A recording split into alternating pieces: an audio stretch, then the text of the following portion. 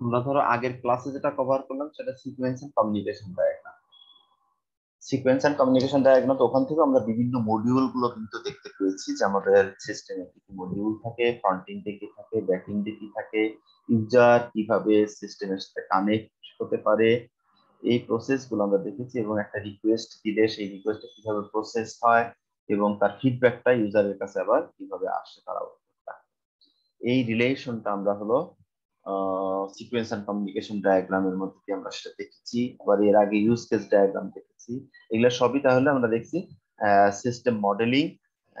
এবং এই system modelling বিভিন্ন টাইপের আমরা দেখছি, কিছু ইন্টারঅ্যাক্টিভ, কিছু ধরো অর্গানাইজেশনাল বা স্ট্রাকচারাল, এগুলো আমরা দেখেছি, কিছু বিহেভিউরাল, এই টাইপের নামকরণ বা প্রপার্টিজ এর সাথে এক একটা মডেলের এরকম রিলেশন আছে।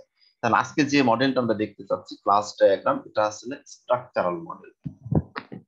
টোটাল একটা সিস্টেমকে স্ট্রাকচারালি রিপ্রেজেন্ট করা যাবে।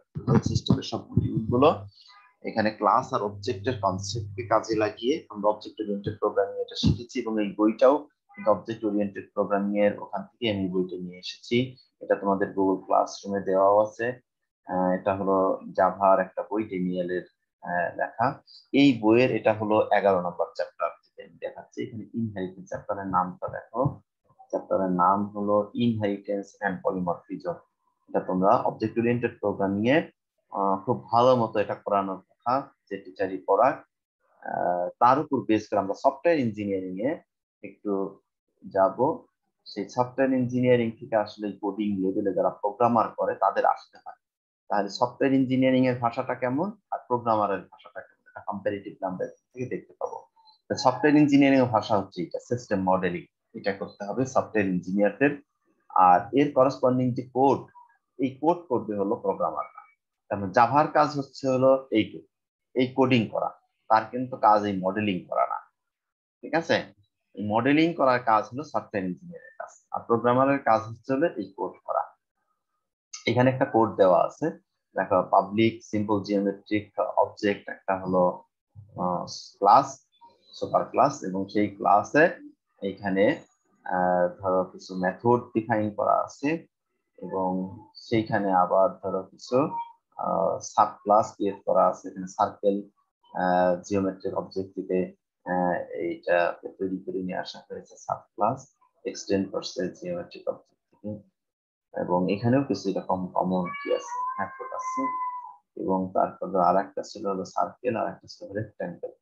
এরকম দুইটা সাব ক্লাস আলাদা আলাদা করে ক্রিয়েট করা হয়েছে। ক্রিয়েট করে এখানে হলো রেক্ট্যাঙ্গেল সেই সাব ক্লাসটা, এবং কোন জায়গা থেকে এক্সটেন্ড সিম্পল জিওমেট্রিক অবজেক্ট।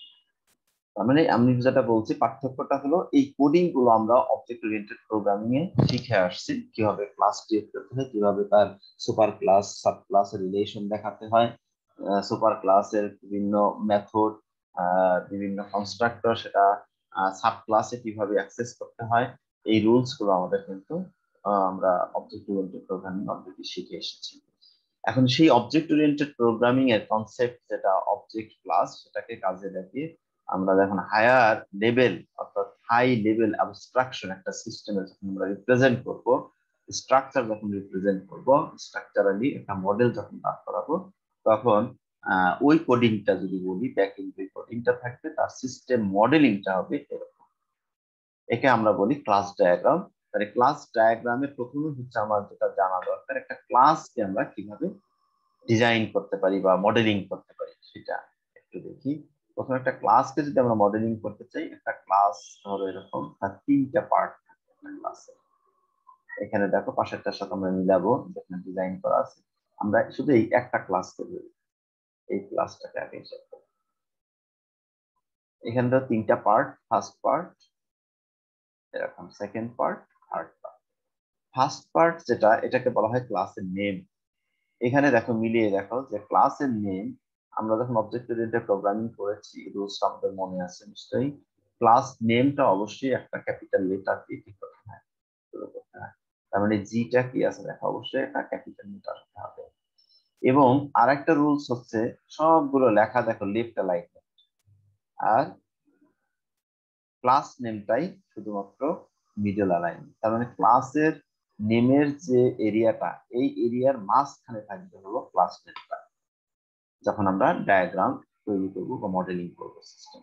এটা হলো বেসিক সিনট্যাক্স একটা ক্লাস ডায়াগ্রাম, যে তিনটা পার্ট থাকবে একটা ক্লাসের অবশ্যই। তার প্রথম পার্টটা হলো ক্লাসের নেম, এবং সেই নেমটা হবে মিডল অ্যালাইনমেন্টে, এবং তার স্টার্টিং ক্যারেক্টারটা বা লেটারটা অবশ্যই ক্যাপিটাল লেটার হবে। আর বাদ বাকি যেগুলো আছে সেগুলো সবই লেফট অ্যালাইনমেন্ট। আর তিনটা পার্টের ভিতর এখানে সেকেন্ড পার্টে যেটা থাকে, তার মানে এখানে থাকবে হলো ভেরিয়েবল, আর এইখানে থাকবে হলো মেথড এবং কনস্ট্রাক্টর। তার মানে এটাকে বলা হয় সার্ভিস পার্ট একটা ক্লাস ডায়াগ্রামের। আর এইখানে থাকে হচ্ছে তার অ্যাট্রিবিউটস পার্ট, মানে ভেরিয়েবল পার্ট। এখানে দেখো আমরা ভেরিয়েবল গুলো ডিক্লেয়ার করছি কিভাবে, ক্লাস ডায়াগ্রামে একটা কালার, একটা কোলন ব্যবহার করছি, তারপরে স্ট্রিং আছে। কারণ আমরা যখন জাভায় এই কোডিংটা করছি, কালার, স্ট্রিং এবং তার আগে দেখো একটা মাইনাস চিহ্ন ব্যবহার করা আছে, তার মানে তিনটার আলাদা আলাদা মিনিং আছে। তার মানে সামনে যখন মাইনাস, কোথাও দেখবো প্লাস, আবার অন্য কোনো ডায়াগ্রামে দেখবো এখানে কোথাও হয়তো হ্যাশ চিহ্ন দেওয়া আছে, তিনটা ডিফারেন্ট ডিফারেন্ট চিহ্ন দেওয়া থাকে, একটা মাইনাস, প্লাস, আর একটা হলো এইরকম একটা চিহ্ন দেওয়া আছে, ঠিক আছে, হ্যাশ চিহ্ন। তাহলে এই হ্যাশ চিহ্ন দিয়ে যেটা বোঝানো হয় সেটা আমরা অ্যাবস্ট্রাক্ট ক্লাসের ক্ষেত্রে দেখবো পরবর্তীতে। হ্যাশ চিহ্নটাকে বলা হয় হলো তোমার কি বলে, প্রোটেক্টেড। প্রোটেক্টেড যদি পায়, তার মানে এটাকে আমরা বলছি অ্যাক্সেস মডিফায়ার। তিন ধরনের অ্যাক্সেস মডিফায়ার আছে, একটা হলো প্রাইভেট, মাইনাস থাকলে প্রাইভেট, আর প্লাস থাকলে সেটা হবে পাবলিক, আর প্রোটেক্টেড হ্যাশ চিহ্ন। আর যদি কোনো চিহ্নই যদি না থাকে তাহলে গ্লোবাল, ঠিক আছে। তার মানে তিনটা যদি দেওয়া থাকে, তিনটা থাকলে আমরা বলবো যে মাইনাস থাকে প্রাইভেট। এখন প্রাইভেট কোথায় অ্যাক্সেস হবে কি না হবে সেটা আমরা এখানে ডিসকাস করবো না, এটা আমরা অলরেডি অবজেক্ট ওরিয়েন্টেড সেটা দেখে আসছি। অর্থাৎ আমাদের কাজ হলো এরকম একটা ডায়াগ্রাম ড্র করে প্রোগ্রামারের কাছে দেওয়া, প্রোগ্রামার এটা দেখলেই বুঝতে পারবে যে প্রাইভেট মানে যে কি বোঝানো হয়েছে, অর্থাৎ এই ভেরিয়েবলটা শুধুমাত্র এই ক্লাসই অ্যাক্সেস করতে পারবে, এই ভেরিয়েবলটা কিন্তু এই ক্লাসের কেউ অ্যাক্সেস করতে পারবে না যদি প্রাইভেট করে দিই। তার মানে ইনহেরিটেন্স হলেও এই অংশটাকে কি করতে পারবে না, তার চাইল্ড ক্লাস অ্যাক্সেস করতে পারবে না প্রাইভেট করি। তারা কি পারবে, সুপার ক্লাসের সবই চাইল্ড ক্লাস পাওয়ার কথা উত্তরাধিকার সূত্রে, কিন্তু শর্ত হলো যদি প্রাইভেট থাকে তাহলে ওই ক্লাস ছাড়া অন্য কেউ সেটাকে অ্যাক্সেস করতে পারে না, এই জন্য এটা পারবে না।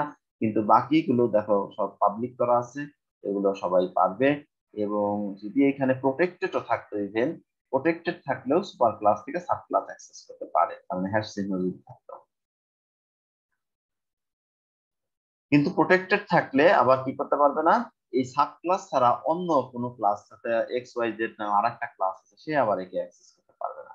কিন্তু পাবলিক আছে মানে কি, অন্য ক্লাসও একে কি করতে পারবে, ইচ্ছা করলে এই ক্লাস দিয়ে, এই ক্লাসের মধ্যে দিয়ে সে তাকে আবার কি করতে পারবে, অ্যাক্সেস করতে পারবে। এটা আমরা অ্যাক্সেস মডিফায়ারের যে কনসেপ্ট সেটা দিয়ে আমরা হলো এই সাইন গুলোকে রিপ্রেজেন্ট করি। তাহলে আমরা আবারও বলছি, তাহলে প্রথম পার্ট হলো ক্লাস নেম, সেকেন্ড পার্ট তাহলে অ্যাট্রিবিউটস। তাহলে অ্যাট্রিবিউটস এর ক্ষেত্রে আমরা এরকম দেখলাম তিনটা পার্ট, প্রথমে কি আছে এরকম প্লাস মাইনাস প্রোটেক্টেড যেটাই থাক এরকম চিহ্ন থাকবে, তারপর একটা কোলন, কোলন দিয়ে আমরা হচ্ছে হলো এই যে একটা ডেটা টাইপ, একে বলা হয় ডেটা টাইপ। তার মানে স্ট্রিং হতে পারে, বুলিয়ান হতে পারে, ফ্লোট টাইপের হতে পারে, ক্যারেক্টার টাইপের হতে পারে, আমরা দেখে আসি ইন্টিজার টাইপের হতে পারে, ডাবল টাইপের হতে পারে। যে যত টাইপের আমরা ভেরিয়েবল ডিক্লেয়ার করতে পারি, যেটা টাইপ থাকে, তাহলে সেটাকে আমরা, এটা হলো ভেরিয়েবল নেম, আর এখানে তাকে আমরা বলছি ডেটা টাইপ। ভেরিয়েবল নেমের ক্ষেত্রে যাওয়ার ক্ষেত্রে আমরা যেটা দেখে আসছি, ভেরিয়েবল ভ্যালিড একটা ভেরিয়েবল নেম হতে হবে। ভেরিয়েবল নেমের যে কন্ডিশন গুলো সেটা আমাদের ফলো করতে হবে।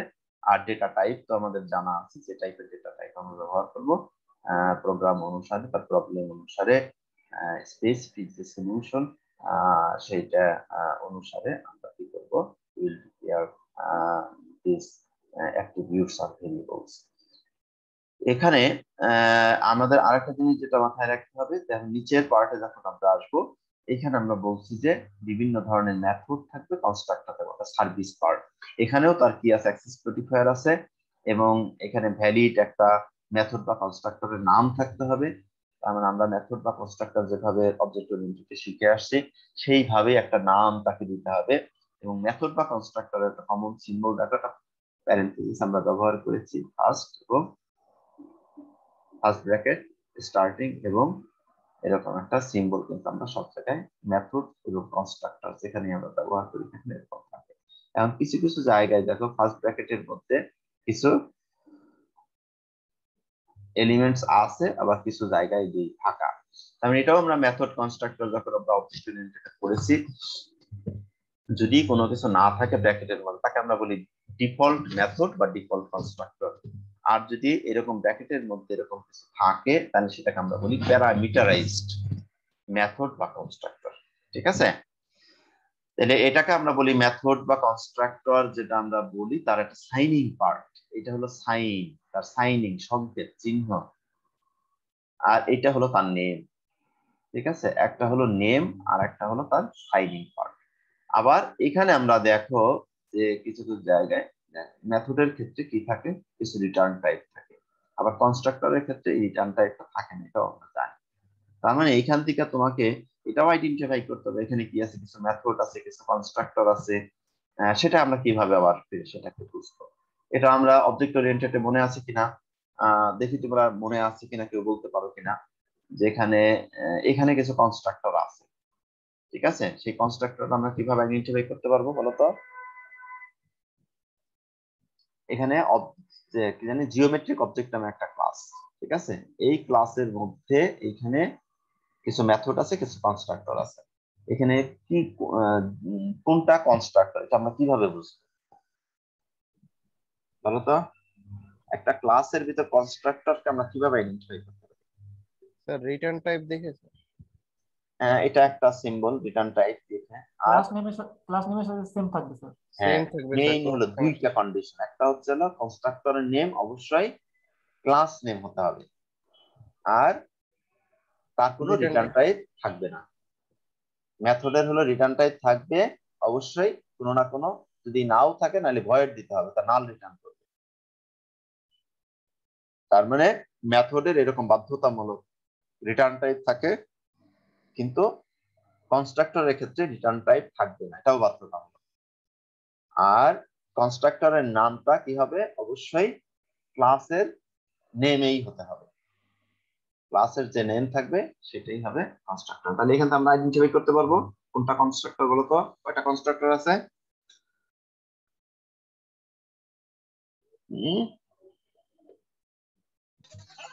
দুটো আছে। কি নাম কনস্ট্রাক্টরের? স্যার প্রথমটা তো জিওমেট্রিক অবজেক্ট। হ্যাঁ, তারপরে আরেকটা, দুইটা কনস্ট্রাক্টর আরেকটা কই?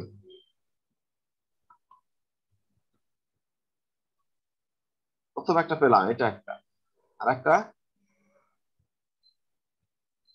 পরেরটাই তো আরেকটা। ঠিক আছে, পার্থক্যটা কি? পার্থক্য সাইনিং পার্ট। ঠিক আছে, সাইনিং পার্টে এখানে কিছু নাই ফাঁকা, তার মানে এটা ডিফল্ট কনস্ট্রাক্টর, আর এটা হলো প্যারামিটার কনস্ট্রাক্টর। তার মানে এখান থেকে কিছু ভ্যালু পাস করা যায়। ঠিক আছে, দুইটা ভেরিয়েবল আছে, ফিল্ড এবং কালার।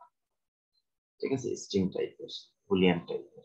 কারণ আমরা যখন মেইন মেথডের মধ্যে এরকম অবজেক্ট ক্রিয়েট করবো বা এই কনস্ট্রাক্টরকে কল করব, তখন এই সাইনিং পার্ট থেকে আমরা তখন বুঝি যে এখানে দুটো ভ্যালু যদি পাস করে তাহলে এই কনস্ট্রাক্টরটা কল করা হয়েছে, যদি কোনো কিছু পাস না করা হয় তাহলে এই কনস্ট্রাক্টরকে কল করা হয়েছে।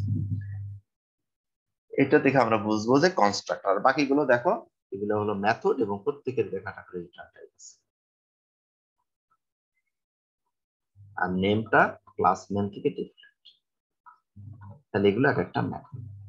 তাহলে এখান থেকে আমরা এটাও শিখতে পারলাম যে ক্লাস ডায়াগ্রাম যখন আমরা ড্র করবো, অবজেক্ট ওরিয়েন্টেড যেভাবে আমরা পার্থক্য করে আসছি একটা মেথডের সাথে কনস্ট্রাক্টর কি, সেটাও কিন্তু তোমার ডায়াগ্রামের মধ্যে রিপ্রেজেন্ট করতে হচ্ছে। কোনটা তুমি কনস্ট্রাক্টর করতে চাও, কোনটাকে তুমি আসলে মেথড করতে চাও, কোন সার্ভিসটা কনস্ট্রাক্টরের মধ্যে নিয়ে আসতে চাও, সেটা তোমাকে এভাবে আলাদা করে ডিফাইন করতে হবে যে কয়টা কনস্ট্রাক্টর রাখবো কয়টা মেথড রাখবো, টোটাল সাব করার জন্য। এখানে দেখো দুইটা সাব ক্লাস আছে, সাব ক্লাস আর হলো সুপার ক্লাসের কনসেপ্ট এখানে নিয়ে আসে ইনহেরিটেন্সের ক্ষেত্রে। এটা আমরা কিভাবে বুঝবো? তাহলে প্রত্যেকটা ক্লাস এভাবে তিনটা ব্লক দ্বারা আমরা ডিফাইন করব। এখানেও তিনটা ব্লকে দেখো ডিফাইন করা আছে। সার্কেল ক্লাস এখানেও তিনটা ব্লকে ডিফাইন করা আছে। রেক্টাঙ্গেল ক্লাস এখানেও তিনটা ব্লকে ডিফাইন করা আছে। কিন্তু এখানে আমরা বলছি এটা হলো সুপার ক্লাস আর এই দুইটা হলো তার সাব ক্লাস। কিভাবে এটা বলতে পারছি? এই অ্যারোর যে ডিরেকশন, দুইটা অ্যারোর ডিরেকশন খেয়াল করো। সাব ক্লাস থেকে সবসময় সুপার ক্লাসের দিকে এই ডিরেকশনটা থাকবে। কারণ আমরা যখন ক্লাসের সাথে রিলেশন দেব, যদি এরকম কোনো অ্যারো আমরা যদি ডিরেকশন যদি সলিড অ্যারো দিয়ে বুঝাই, তাহলে আমরা বুঝবো যে যে ক্লাস থেকে যে ক্লাসের দিকে আসছে, যে ক্লাস থেকে আসছে সেটা হলো তার সাব ক্লাস, আর যে দিকে আসছে যার কাছে আসছে সে হলো সুপার ক্লাস। তার মানে এখানে জিওমেট্রিক অবজেক্ট হবে সুপার ক্লাস, সার্কেল একটা তোমার সাব ক্লাস, রেক্টাঙ্গেল একটা সাব ক্লাস। আরেকটা দেখো চিন্তা করে বুঝতে পারো কিনা, আমরা যে ইনহেরিটেন্স অনেকগুলো টাইপের করছি, signal inheritance, hierarchical inheritance, multi level inheritance, এগুলো মনে আছে? বলতো এখানে ইনহেরিটেন্সের কোন টাইপটা এখানে বোঝানো হয়েছে? এটা সিঙ্গেল, এটা হায়ারার্কিক্যাল নাকি মাল্টি লেভেল নাকি টাইপ? হায়ারার্কিক্যাল না, হায়ারার্কিক্যাল। কারণ কি আমরা জানি একটা সুপার ক্লাস এটা একই লেভেলে একাধিক সাব ক্লাস যদি তৈরি হয় তাহলে সেটা হবে হায়ারার্কিক্যাল।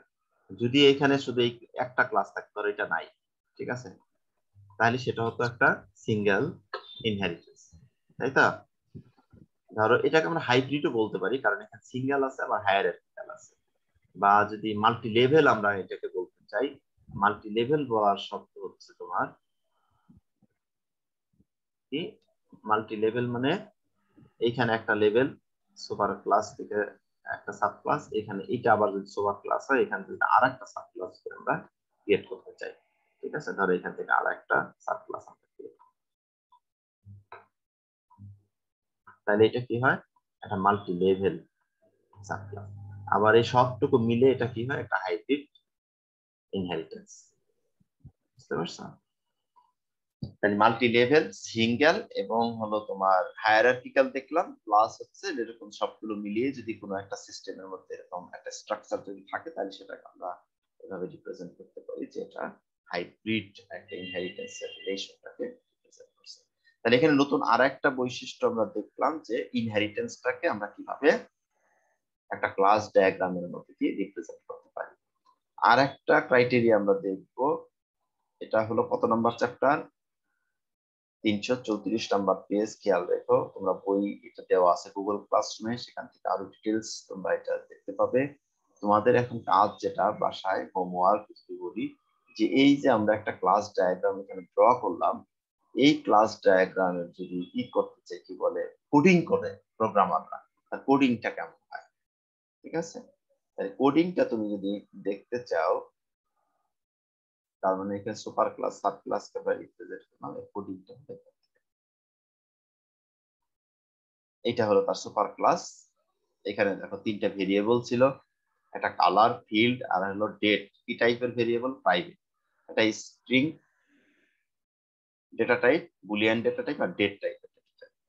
এখানে দেখো তাহলে প্রথমেই অ্যাক্সেস মডিফায়ার যদি আমরা বলি, তিনটা ভেরিয়েবলের প্রাইভেট, ঠিক আছে? ডেটা টাইপ কি? স্ট্রিং। ভেরিয়েবলের নেম কি ছিল? কালার, ঠিক আছে? এইখানে সে কিন্তু আবার একটা কালার এখানে ডিফাইন করে দিয়েছে। এইটুকু হচ্ছে প্রোগ্রামারের স্বাধীনতা। কিন্তু কি তার নাম হবে, ঠিক আছে, কি তার অ্যাক্সেস মডিফায়ার হবে, এটা তুমি কিন্তু সফটওয়্যার ইঞ্জিনিয়ার হিসেবে আগেই তুমি ডিফাইন করে দিয়েছো। এটুকু তুমি ডিফাইন করে দিয়েছো, এটাও তুমি ডিফাইন করে দিয়েছো, ঠিক আছে? তার মানে এই ভেরিয়েবলটাকে যে সেই স্ট্যাটিক ভেরিয়েবল করে, তো দেখো একটা ভেরিয়েবল এর ভ্যালু তার সুপার ক্লাসে সে ডিফাইন করে দিয়েছে, তার মানে সব জায়গায় হোয়াইট রিপ্রেজেন্ট করে কালারটা, স্ট্রিং এর কালার। তার মানে স্ট্রিং কালার যত আমরা লিখবো এই ক্ষেত্রে সেটা সবসময় স্ট্রিং টাইপের এই কালারটা সবসময় হোয়াইট রিপ্রেজেন্ট। তার মানে এইখানে তার ভিতর যে মেথড কনস্ট্রাক্টর গুলো ছিল সেটা দেখো কয়টা, দুইটা কনস্ট্রাক্টর ছিল, 1 2 3 4 5 6টা মেথড ছিল। এখানে সিমিলারলি এইভাবে আলাদা আলাদা করে, এটা একটা মেথড, জিওমেট্রিক অবজেক্ট, তার মানে এটা একটা ক্লাস নেম, যা তার কনস্ট্রাক্টরের নেম সেভ হবে। এটা ডিফল্ট মেথড, অর্থাৎ এর ভিতরে কোনো প্যারামিটার পাস করা নেই। এটা হলো মেথড কনস্ট্রাক্টরের বডি, তার ডেফিনেশন। এখানে আরেকটা মেথড কনস্ট্রাক্টর ছিল সেম নামে মেথড, বাট এর ভিতর দিয়ে কি ছিল, দুইটা ভেরিয়েবল পাস করা আছে এবং এটা তার হলো বডি। এই কাজটা ভিতরের কাজটা একটু প্রোগ্রামারকে করতে, কিন্তু সেই মেথডের নাম কি হবে, স্ট্রাকচারটা কেমন হবে, কয়টা মেথড থাকবে, কয়টা কনস্ট্রাক্টর থাকবে, এটা হলো সফটওয়্যার ইঞ্জিনিয়ার করছে আর মডেলিং এর মধ্য দিয়ে রিপ্রেজেন্ট করে দিচ্ছে। কিন্তু সেই মেথডটা বা সেই কনস্ট্রাক্টরটা কিভাবে এক্সিকিউট হবে সেই কাজটা কিন্তু প্রোগ্রামার তখন সেই ল্যাঙ্গুয়েজের মতো করে সে কিন্তু সিনট্যাক্স ব্যবহার করে সেই মেথড বা কনস্ট্রাক্টর গুলোকে এখানে ইমপ্লিমেন্ট করছে। এখানে বাকিগুলো দেখো 1 2 3 4 5 6টা মেথড এখানে আলাদা ডিফাইন করা আছে। এখন আসো তোমার সাব ক্লাসের ক্ষেত্রে যদি আসি, সার্কেল এবং রেক্ট্যাঙ্গেল, এখানে চলে আসো। সার্কেলের ক্ষেত্রে এটা হলো সার্কেল, এখানে সিম্পল নামটা ওই ডায়াগ্রামে দেওয়া হয়েছে, এখানে একটু ডিটেলস নামটা দেওয়া হয়েছে। Circle from simple geometric object, mainly হলো সার্কেল যদি আমরা বলি সেই ক্লাসের নাম, এবং সেই সরি এটা ক্লাস না, এটা একটা মেথড। স্যার একটা কোশ্চেন ছিল স্যার। বলো বলো। স্যার মানে আমাদের সফটওয়্যার স্যার যারা মানে ইঞ্জিনিয়ারিং করবে স্যার, তারা যদি সবকিছুই মানে সুন্দর মতো ডিফাইন করে দেয়, এরকম হ্যাঁ, করে করতে হবে প্রোগ্রামারদের, স্যার প্রোগ্রামারদের দরকার কি স্যার? তারাই তো করতে পারে এই জিনিসটা। তারাই করতে পারে প্রোগ্রামাররা, তাহলে তো ওই যে বললাম যে ইয়ার কথা তুমি যদি চিন্তা করো, ইউনিভার্সিটির ভিসি স্যারের কথা চিন্তা করো, ঠিক আছে? জি স্যার। ভিসি স্যার তো ইচ্ছা করলে ক্লাস নিতেই পারে, পারে না? জি স্যার পারে স্যার। সে তো কিভাবে ক্লাস নিতে হবে, ঠিক আছে, কোন পদ্ধতিতে ভালো আউটপুট নিয়ে সব কিন্তু টিচারদের শিখিয়ে দিচ্ছে। কিন্তু তার পক্ষে এটা তো একটা ছোট্ট একটা প্রোগ্রামের কথা বললাম, তাই না? জি স্যার। এরকম হাজার হাজার লাইনের কি আছে, প্রোগ্রাম আছে ডিজাইন করে। এখন প্রোগ্রামার যদি সে করতে চায় তাহলে একজনই কি একটা প্রজেক্ট কমপ্লিট করতে পারবে? হ্যাঁ, না স্যার। একজন ভিসি স্যারকে একটা ইউনিভার্সিটি চালাতে পারবে? বলো। না কিন্তু স্যার মানে সবকিছুই একবারে ডিফাইন করে দিতেছে স্যার, মানে এটা এইভাবে করবা, এটা এভাবে করবা, এইটুকুই তো, প্রত্যেকটা তার মানে জিনিসের এটা ডিটেলস কাজ, করা। এবং এই ভিতরের যেটুকু কাজ আছে এই কাজটা শুধুমাত্র কি করছে, জি স্যার। এটাকে ওই রিলেশনটাকে তাহলে তো ইমপ্লিমেন্ট স্যার মানে করছে। একটা সফটওয়্যার ইঞ্জিনিয়ারিং সব বিষয়ে ধারণা থাকতে হবে স্যার। অবশ্যই তুমি যদি অ্যান অবজেক্ট ওরিয়েন্টেড তোমার যদি ই না থাকে, কনসেপ্ট না থাকে, তাহলে তুমি ক্লাস ডায়াগ্রাম কি করতে পারবা না, ড্র করতে পারবা না। বুঝতে পারছো? জি স্যার। স্যার মানে প্রোগ্রামিং অবশ্যই থেকে শুরু করে যা হ্যাঁ, যাবতীয় আছে। সবই সবই ধারণা থাকতে হবে। ধারণা থাকতে হবে যে অনেক সময় হয়ে যায় কি, ইয়েটা হয় না, সফটওয়্যার ইঞ্জিনিয়ার দেখা গেল যে কোডিং লেভেলে এইটা করতে গেলে তার টাইম, আর যে প্রোগ্রামার তার টাইম অনেক ম্যাচ করবে না। সে এটা কোডিং করতে করতে সে এক্সপার্ট হয়ে গেছে প্রোগ্রামার, কিন্তু এক সময় সে সফটওয়্যার ইঞ্জিনিয়ার হয়তো কোডিং করতো। যেমন আমাকে যদি এখন প্যারালালি কোডিং করতে দেওয়া, আমি কিন্তু দুইটা কাজই প্যারালালি চালাই, যদিও আমি সফটওয়্যার ইঞ্জিনিয়ারিং কাজও করি, কোডিং এর কাজও করি, বাট তারপরেও যারা শুধু প্রোগ্রামার কোডিং করে তার যে স্পিড, তার যে আউটপুট লেভেল, ঠিক আছে, যেটাকে আমরা বলি প্রোডাকশন লেভেল, সেই প্রোডাকশন লেভেল একজন সফটওয়্যার ইঞ্জিনিয়ারের সাথে কিন্তু সে কি করবে না, কম্পেয়ার করলে পরে দেখা যাবে প্রোগ্রামারের প্রোডাকশন লেভেল অনেক বেশি। কিন্তু থিঙ্কিং লেভেলটা হচ্ছে হলো সফটওয়্যার ইঞ্জিনিয়ারের অনেক বেশি, কারণ একটা প্রবলেম দেখার সাথে সাথে এরকম কি করে ফেলতে পারে, মডেলিং করে ফেলতে পারে, এটা এইভাবে সলভ করতে হবে, তার স্ট্রাকচারটা এমন হবে যেটা ভেঙে ভেঙে প্রত্যেকটা মেথড কিভাবে এক্সিকিউট হবে কি হবে, এটা করতে গেলে তখন তার জন্য এক মাথা দিয়ে তখন টোটাল একটা প্রজেক্ট চেষ্টা করা সম্ভব। এটা সিম্পল একটা ডায়াগ্রাম এর মধ্যে দিয়ে আমরা এটা দেখছি, কিন্তু যখন অনেক বড় একটা ইআরপি সলিউশন বা অনেক বড় একটা এন্টারপ্রাইজ সলিউশন যখন করতে যাওয়া হয়, তখন এটার দেখা যাচ্ছে কয়েক হাজার লাইনের ডায়াগ্রামটা হয়তো 1 পেজ বা 2 পেজের, ঠিক আছে, বাট কোডিং হয়ে যাচ্ছে কয়েক হাজার লাইন। তখন আসলে একজন সফটওয়্যার ইঞ্জিনিয়ার যদি একই কাজ করে, ডিজাইন করে, কোডিং করে, তখন আসলে প্রজেক্ট আসলে কমপ্লিট করা সম্ভব না। সেই জন্য ওখানে একটা টিমের মধ্যে অনেকগুলো প্রোগ্রামার থাকে, হয়তো এই একটা ক্লাস একজন প্রোগ্রামার ডিফাইন করতেছে, বা একটা মডিউলের যে 5টা ক্লাস আছে সেটা হলো একজন প্রোগ্রামার, তার একটা মডিউলে হয়তো আরো 5টা ক্লাস আছে, সেই 5টা ক্লাসে তার একজন প্রোগ্রামারকে দেওয়া হয়েছে, এরকম ভাগ ভাগ করে দেয়া হয়। ফাইনালি আবার সফটওয়্যার ইঞ্জিনিয়ার আরো কাজ করে, সে আবার ইন্টিগ্রেট করে সব মডিউল গুলো একটা আরেকটার সাথে, যে কানেকশন, সেই কানেকশনটাকে, রিলেশনটাকে সে আবার এস্টাবলিশ করে। এই কাজটা ফাইনালি আবার সে করে। বা এখানেও সিস্টেম আর্কিটেক্ট বা ডিজাইন যারা করে সেও অনেক সময় করে থাকে কাজটা, বা সিস্টেম ইঞ্জিনিয়ার যিনি থাকে তিনিও করে থাকেন এই কাজটা। সফটওয়্যার ইঞ্জিনিয়ারিং এর যে সিনিয়র ইঞ্জিনিয়ার থাকে বা প্রজেক্ট ম্যানেজার থাকে, মেইনলি কাজগুলো মডেলিং করাই হলো কাজগুলো যাতে ডিস্ট্রিবিউট করা যায়। ঠিক আছে, 10 জন প্রোগ্রামারের কাছে যেন এরকম ডিস্ট্রিবিউট করে দেওয়া যায় কোনটুকু কে করবে। এই জন্য এরকম স্ট্রাকচারটা যদি আমরা প্রোভাইড করতে পারি, তৈরি করতে পারি, মডেলিংটা যদি দাঁড় করাতে পারি, তাহলে আমরা কাজটাকেও আরো কি করতে পারবো, ডিস্ট্রিবিউট করতে পারবো। এই জন্য সফটওয়্যার মেইন কাজ কিন্তু একটা প্রজেক্টকে অন টাইমে কি করা, ডেলিভারি দেওয়া। তার মানে আমি যদি ইচ্ছা করি একটা প্রজেক্ট আমি 10 বছর ধরে করবো, আমি একা পারবো, কোনো সমস্যা নেই। কিন্তু 10 বছর পরে তোমার এই প্রজেক্ট একজন যদি দেয়, 10 বছর পরে তুমি সেটা যদি ডেলিভারি দিতে চাও, তাহলে কি সম্ভব? চলবে না।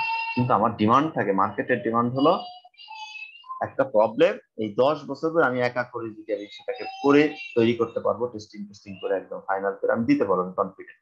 বাট সেইটা আসলে ডিমান্ড, মার্কেটের ডিমান্ড হলো তুমি যত কম টাইমে সেটাকে ডেলিভারি দিতে পারো। 10 বছরের জায়গায় সেটা যদি 1 বছরে তুমি যদি করতে চাও, তাহলে তোমার এরকম তোমার মতো 10 জনকে কি করতে হবে, তোমার এই টিমের সাথে ইনভলভ করতে হবে, কাজটাকে ডিস্ট্রিবিউট করতে হবে 10 জনের মধ্যে। তাহলে এই টাইমটাকে 10 বছরটাকে 1 বছরে তোমার কি করতে হবে, নিয়ে আসতে হবে। এই জন্য হলো আমাদের এত মডেলিং। মডেলিং এর একটা কাজ ছিল, আমরা দেখে আসছি যে সফটওয়্যার ইঞ্জিনিয়ার রিকোয়ারমেন্ট ডিসকভারি। তার মানে এই মডেলিং করার মধ্য দিয়ে আমরা যখন ক্লাস এরকম ডিজাইন করবো, দেখবো কোনো কোনো জায়গায় যদি নিডস হয়, আমরা এরকম অ্যানালাইসিস করার সময় বের হয়ে যাবে যে এই মেথডটা আসলে এখানে দরকার, এই সার্ভিসটা এখানে দরকার, এই দুইটা ক্লাসের মধ্যে কমন সার্ভিস কোনটা, এই দুইটা ক্লাসের মধ্যে সেই কমন সার্ভিস গুলো এখানে নিয়ে আসা হয়েছে। ঠিক আছে, তার মানে এরকম দুইটা অবজেক্ট যদি আমরা এরকম ক্রিয়েট করি, দুইটা অবজেক্টের কমন প্রপার্টিস কোনটা, সেটা সুপার ক্লাসে চলে যাবে। যেটা যেটা আলাদা প্রপার্টিস, সেগুলো দুইটা আলাদা আলাদা ক্লাসে এরকম চলে আসছে। সার্কেল এবং রেক্ট্যাঙ্গেলের কিছু কমন প্রপার্টিস আছে, আর সার্কেল এবং রেক্ট্যাঙ্গেলের কিছু আলাদা আলাদা প্রপার্টিস, যেটাতে একটা সার্কেল আর রেক্ট্যাঙ্গেলকে আলাদা করা যায়। তার মানে এরকম বিভিন্ন অবজেক্টের এরকম ডিফারেন্ট ডিফারেন্ট কি আছে, বৈশিষ্ট্য থাকে, ফিচার থাকে। তাহলে কিছু কমন ফিচার আছে, কিছু এরকম আলাদা আলাদা ফিচার আছে। তার মানে একটা প্রবলেম যখন আমি অ্যানালাইসিস করছি, অ্যানালাইসিস করার সময় তখন কিন্তু আমরা যখন এরকম স্ট্রাকচারে ফেলে দেবো, ফেলার সময় আমরা এটা আবিষ্কার করে ফেলতে পারবো যে কোনটা তার কমন, তাহলে সেটা সুপার ক্লাসে চলে যাবে, কোনটা আলাদা আলাদা সেটা সাব ক্লাসে এরকম আলাদা আলাদা আসবে। তখন এই গেল স্ট্রাকচারালি যখন সাজাতে যাবো, অ্যানালাইসিস করতে যাব, এরকম যে আমরা প্রথমে যেটা ভাবছিলাম হয়তো একটা মেথড দিছি, পরে দেখলাম যে না, এইটাকে যদি আমি পরিপূর্ণভাবে ডিজাইন করতে চাই, না এখানে কি করতে হবে, এরকম একটা মেথড তাকে দিতে হবে, বা এরকম আরেকটা মেথড, ক্রিয়েটিভ একটা মেথড তাকে দিতে হবে, ডিফাইন করতে হবে। তখন এই স্ট্রাকচারের মধ্যে দিয়ে যদি হিডেন কোনো রিকোয়ারমেন্ট থাকে, সেই রিকোয়ারমেন্টটাও সে কি করতে পারে, এই ডিজাইনের সময় সে এটাকে ডিসকভার করতে পারে। যেটা আমরা দেখতে চাচ্ছিলাম, তাহলে সিম্পল একটা ইনহেরিটেন্স এর ক্ষেত্রে এটা দেখলাম। তার মানে ইনহেরিটেন্স এর আরো আমরা প্রপার্টিজ আমরা জানি। যেমন ধরো যদি ক্লাসটা যদি অ্যাবস্ট্রাক্ট ক্লাস হয়, তাহলে সেটাকে আমরা কিভাবে রিপ্রেজেন্ট করব, যদি কোনো মেথড এরকম অ্যাবস্ট্রাক্ট মেথড হয়, তাহলে সেটাকে আমরা কিভাবে চিনব ক্লাস ডায়াগ্রামের মধ্যে, সেটাকেও তোমার ইন্টিগ্রেট করে দিতে হবে। তারপরে ধরো এই ক্লাসটা না হয়ে এখানে ইন্টারফেস তুমি দিতে যাচ্ছ, যদি এটা ইন্টারফেস হয়, তাহলে সেটাকে আমরা কিভাবে আইডেন্টিফাই করবো। মাল্টিপল ইনহেরিটেন্স আমরা ইন্টারফেসের মধ্যে দিয়ে করি, ব্যবহার করে থাকি অবজেক্ট ওরিয়েন্টেড। সেই কনসেপ্ট আমরা ক্লাস ডায়াগ্রামের মধ্যে দিয়ে কিভাবে রিপ্রেজেন্ট করতে পারি, তারও আলাদা আলাদা কি আছে, সিনট্যাক্স আছে, সেটাকেও আমাদের দেখতে হবে। তার মানে এটা 11 নম্বর চ্যাপ্টার। এটাই সেম ডায়াগ্রামটা একটু ভালো করে একটু দেখে রাখো। জিওমেট্রিক অবজেক্ট, সার্কেল, রেক্ট্যাঙ্গেল, তিনটা ক্লাসের একটা ইনহেরিটেন্স প্রপার্টিস এখানে দেখানো হয়েছে। সেম আর একটা ডায়াগ্রাম, একটু পার্থক্য আছে, আমরা সেই পার্থক্যটা দেখবো 13 নম্বর চ্যাপ্টারে।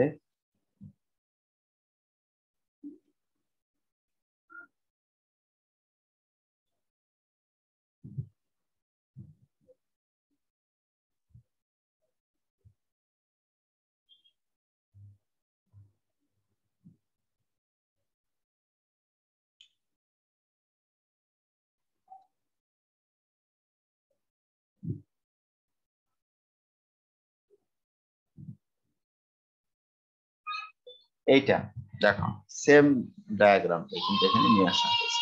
পার্থক্যটা কি? পার্থক্যটা দেখো, এই জিওমেট্রিক অবজেক্ট আগের লেখাটা কি ছিল? নরমাল ফন্টে, কিন্তু এখানে ইটালিক ফন্টে আছে। এটি দিয়ে কি বোঝানো হয়?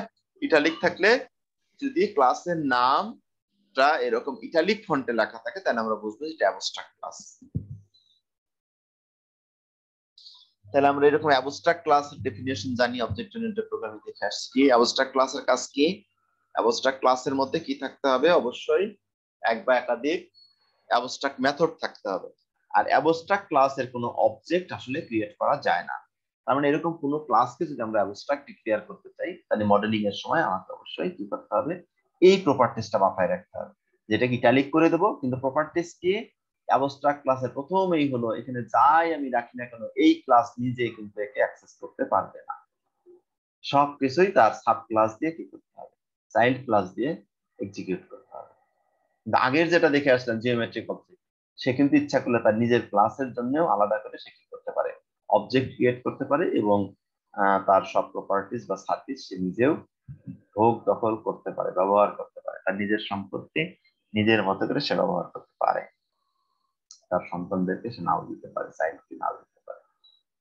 কিন্তু অ্যাবস্ট্রাক্ট যদি আমরা বলে দেই তাহলে অ্যাবস্ট্রাক্ট ডিক্লেয়ার করার সাথে সাথে এ নিজে আর একে কিছুই সে করতে পারবে না, ব্যবহার করতে পারবে না। যা কিছু সে এক্সিকিউট করতে চাক না কেন তার চাইল্ড ক্লাসের মধ্যে দিয়ে সেটা। এই জন্য এই শর্তটা যদি থাকে কোনো একটা প্রবলেমের ক্ষেত্রে, আমরা যদি মনে করি কোনো একটা ক্লাসকে আমরা অ্যাবস্ট্রাক্ট ক্লাস হিসেবে ডিফাইন করতে চাই, তাহলে তাকে আমরা এইভাবে ডিক্লেয়ার করবো, অর্থাৎ ক্লাসের নামটাকে ইটালিক করে দেবো। আর এটা হওয়ার সাথে সাথেই তোমার আরেকটা কন্ডিশন দাঁড়াবে যে তোমার মেথডের মধ্যে অবশ্যই তোমার কি থাকতে হবে, মানে কোনো অ্যাবস্ট্রাক্ট মেথড কিন্তু অবশ্যই থাকতে হবে। তাহলে এখানে অনেকগুলো মেথড কনস্ট্রাক্টর আছে আমরা দেখছি। তাহলে এখানে দুইটা মেথড আলাদা করে এখানে নিয়ে আসা হয়েছে। দেখো এই মেথড দুইটা হলো অ্যাবস্ট্রাক্ট মেথড। অ্যাবস্ট্রাক্ট মেথডের ডেফিনিশন কি মনে আছে কারো? অ্যাবস্ট্রাক্ট মেথড যেন কাকে বলে?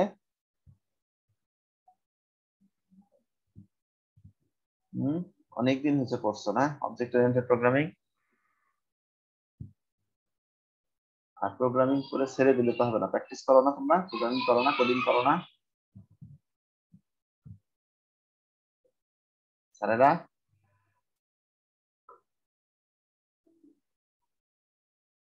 কেউ কথা বলে না, দেখছো? স্যার ওটা লেখার সময় তো অ্যাবস্ট্রাক্ট লেখা লাগে মেথডের আগে, ভুলে গেছি অনেকদিন আগে পড়ছি, চতুর্থ সেমিস্টার পড়ছিলাম। অ্যাবস্ট্রাক্ট মেথডের অ্যাবস্ট্রাক্ট মেথডে তো স্যার মানে মেবি বডি থাকে না। মূল বিষয় হলো বডি থাকে, আমরা সবগুলো ডিফল্ট মেথড থাকে, কোনো প্যারামিটারও এখান দিয়ে আমরা কি করতে পারি? পাস করতে পারি। ঠিক আছে, তার মানে শুধুমাত্র তার নামটা থাকে। অ্যাবস্ট্রাক্ট মেথড হলো তার নামটা থাকবে অ্যাবস্ট্রাক্ট ক্লাসের মধ্যে, অর্থাৎ একটা আইডিয়া তুমি পেতে পারো, একটা ইনফরমেশন এখানে জাস্ট দেওয়া থাকবে যে এই টাইপের কাজ তোমার সিস্টেম করতে পারে, বা সেই কাজটা এক্সিকিউট হয় তার এর মধ্যে, চাইল্ড ক্লাসের মধ্যে। ঠিক আছে, অর্থাৎ এই মেথড যদি তুমি এক্সিকিউট করতে চাও তার মানে এখানে তোমাকে ওভাররাইট করতে হবে, অ্যাড ওভাররাইট করতে হবে গেট এরিয়া এবং হচ্ছে তোমার এখানে কি আছে গেট টিমিটার। এই দুইটাকে তোমাকে অবশ্যই যদি এক্সিকিউট করতে চাও তাহলে চাইল্ড ক্লাসের মধ্যে সেটাকে নিয়ে আসতে হবে।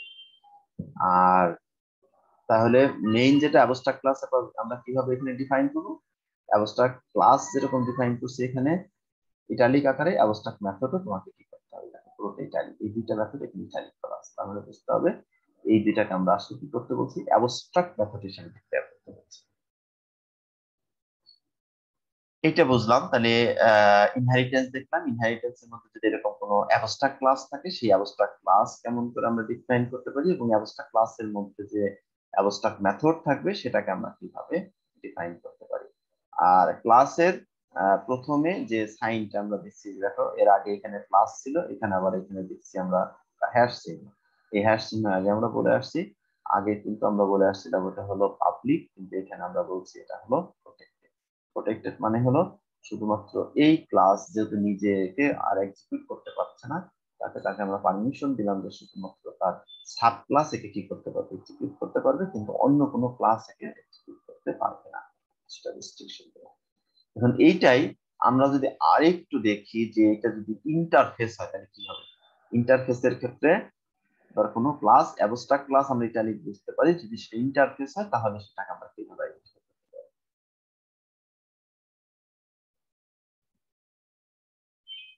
এটাও একটা ক্লাস ডায়াগ্রাম। এখানে শুধুমাত্র দেখো অনেকগুলো ক্লাস যদি হয়, এখানে দেখো এই ডায়াগ্রামের মধ্যে দিয়ে শুধু ক্লাসের নামটা দিয়েছে, তিনটা পার্ট কিন্তু আর দেখানো যায়, কি ভেরিয়েবল হবে এবং কি তার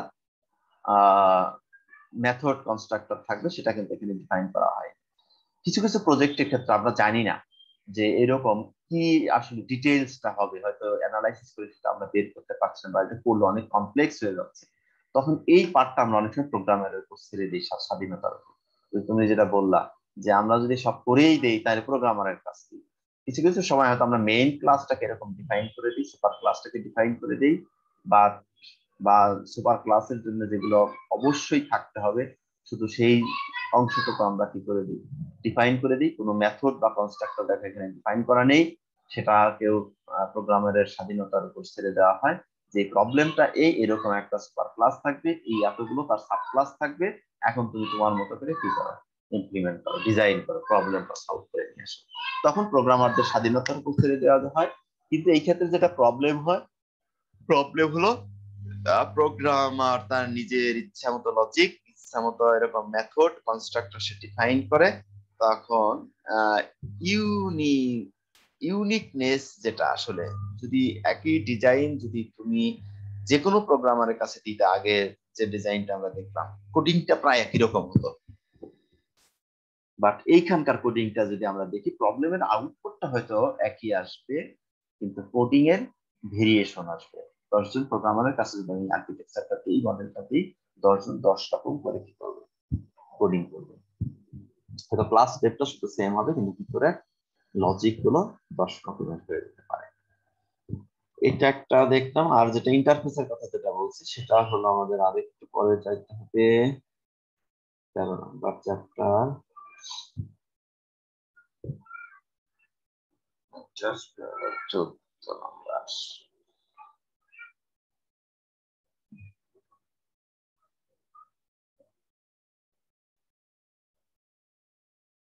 এটা একটা ইন্টারফেস, শুধু ইন্টারফেস আর ক্লাসের যে রিলেশন সেটা এইভাবে দেখানো যায়, যেটা আমরা এখন না চাচ্ছি।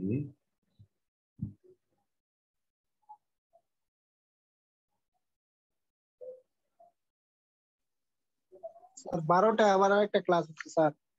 হ্যাঁ, 12টার আগে শেষ করে দেবো ইনশাল্লাহ। আর এখন একটু শেষ করে দিন, একটু 2-3 মিনিট একটু রেস্ট নিতাম। রেস্ট তো নিতেই আছে, রেস্ট নিতে হবে।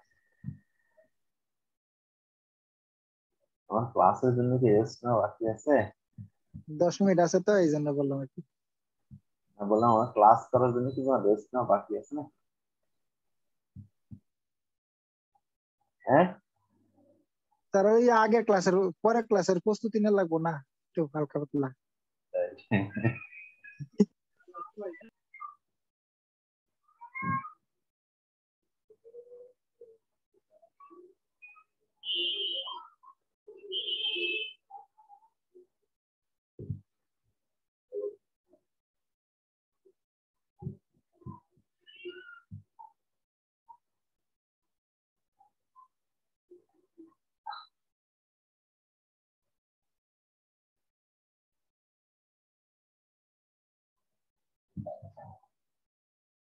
ওটা মানে হারিয়ে ফেলছি কিনা, কয় নাম্বার চ্যাপ্টার ভুলে গেছি। তো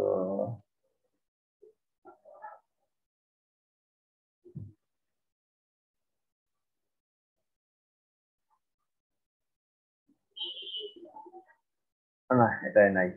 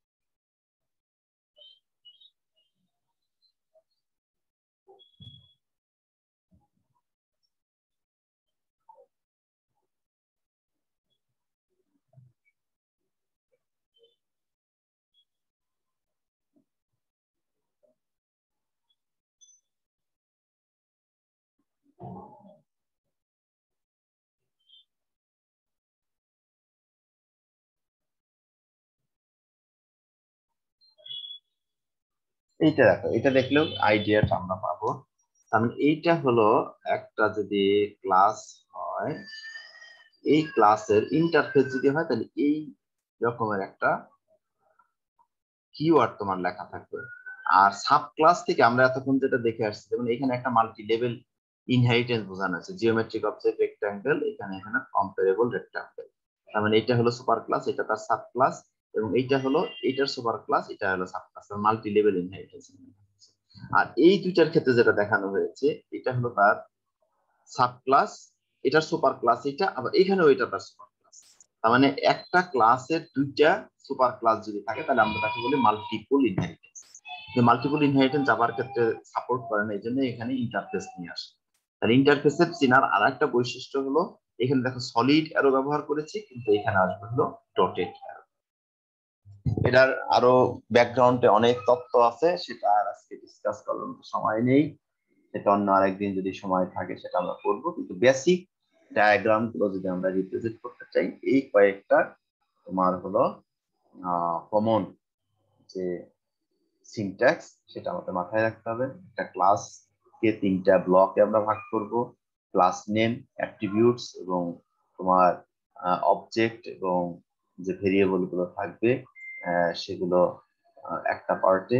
এই যে এখানে যেটা আমি দেখাতে চাচ্ছিলাম, এখানে আরেকটা ডায়াগ্রাম, এই দেখো ইন্টারফেস, এটা একটা অ্যাবস্ট্রাক্ট ক্লাস, এইখানে তার এটা হলো কমন একটা সাব ক্লাস, এটা ইন্টারফেস থেকেও আসছে, এটা অ্যাবস্ট্রাক্ট ক্লাস থেকেও আসছে। আর এগুলো হলো তার, এটা একটা আবার অ্যাবস্ট্রাক্ট ক্লাস, এটা এমনি একটা সিম্পল সাব ক্লাস, এই অ্যাবস্ট্রাক্ট ক্লাস থেকে আবার দুইটা সাব ক্লাস এখানে ড্র করা হয়েছে। তার মানে এখানে ক্লাসের রিলেশন গুলো দেখানো হয়েছে শুধুমাত্র।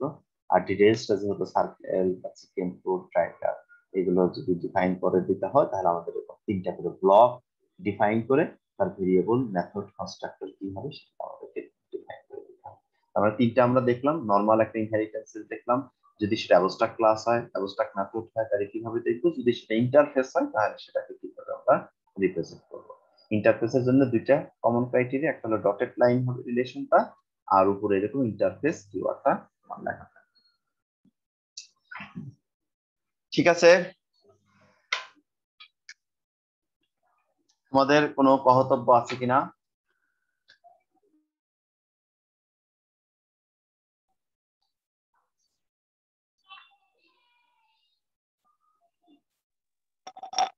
প্রেজেন্ট অ্যাটেন্ডেন্স নিতে হবে।